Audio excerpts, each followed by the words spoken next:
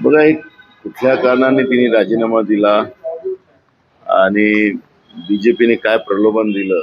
कारण की दुसऱ्या पक्षातली लोक बीजेपी प्रलोभन देऊन, कोणाला पैशाचं प्रलोभन, कोणाला पदाचं प्रलोभन देऊन लोक फोडते आहे. जो बीजेपीला जो सत्तेचा माज आलेला आहे, ज्याला लोकशाही मान्य नाही, असा या बीजेपीच्या काय प्रलोभन त्यांना मिळालं हे वेळ सांगेल. पण झालेली घटना हे चुकीची आहे. एवढंच मी त्या ठिकाणी म्हणतो. काँग्रेस पक्ष आपल्या नेत्यांना सांभाळू शकत नाही, पक्ष फुटतायत असं म्हणतायत भाजपचे नेते.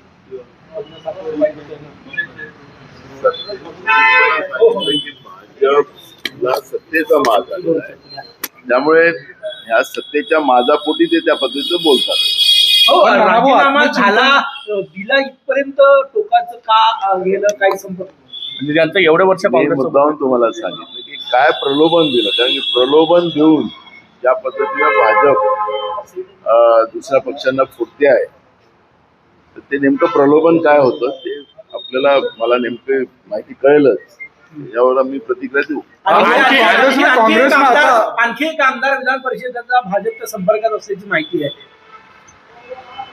मी तुम्हाला सांगितलं की सत्तेचा माज आणि सत्तेतून पैसा आणि पैसेतून या पद्धतीचं खरेदी हा बीजेपीनं एक नवीन आयाम महाराष्ट्रामध्ये सुरू केलेला आहे.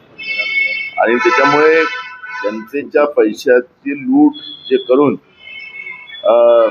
आमदार विकत घेणं हा अमित शहा पासून चाललेला जो ट्रेन आहे ती आज महाराष्ट्रामध्ये चाललेली आहे.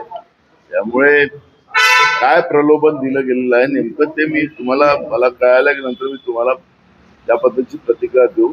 आणि मला असं वाटतं की याच्यावर आता मी काही जास्त प्रतिक्रिया देऊ असं मला आत्मचिंतन, विचारधारा सुटत आहे, काँग्रेसची विचारधारा सोडून चाललेली आहे का, लोक विचारधारा सोडून चालले आहे का, काय वाटतं? तुम्हाला सांगितलं काँग्रेस विचारधारा कधीच संपू शकत नाही.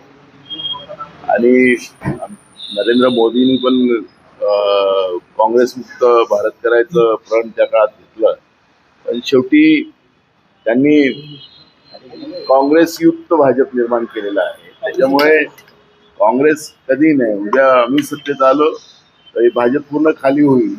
हे दर्या उचलणारे जे परंपरागत बीजेपीचे लोक आहेत ते दर्याच उचलत राहतील, अशी परिस्थिती आहे. भाजपमध्ये सुद्धा मोठा उद्रेक आहे कार्यकर्त्यांना.